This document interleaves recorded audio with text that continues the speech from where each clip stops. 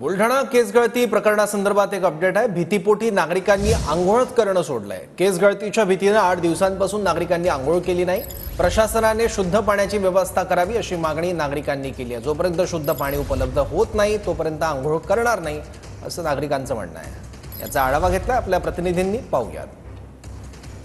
शेगाव तालुक्यातील बोंडगावसह इतर 11 गावांमध्ये केस गळतीचं प्रमाण या ठिकाणी वाढले आणि अनेकांचे टक्कल झाले।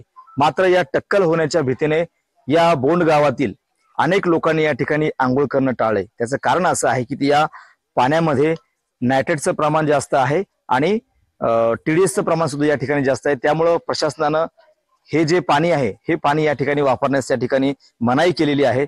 त्यामुळे नागरिकांनी भीतीपोटी या ठिकाणी आंघोळ करणं बंद केलेलं आहे। मात्र गावाला शुद्ध पाणी मिळावं अशी मागणी इथल्या या बोंड गावातील ग्रामस्थांनी केली।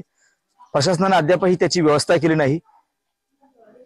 गावकऱ्यांना असा प्रश्न पडला की प्रशासनानं पाणी बंद सांगितलं वापरायला, मात्र पाणी आणायचं कुठून, आंघोळ करायची कशी, अशा प्रकारचा प्रश्न जो आहे तो ग्रामस्थांमध्ये या ठिकाणी आहे। कॅमेरामन निलेश देशमुख सह गणेश सोळंकी, TV9 मराठी, बोंडगाव, बुलढाणा।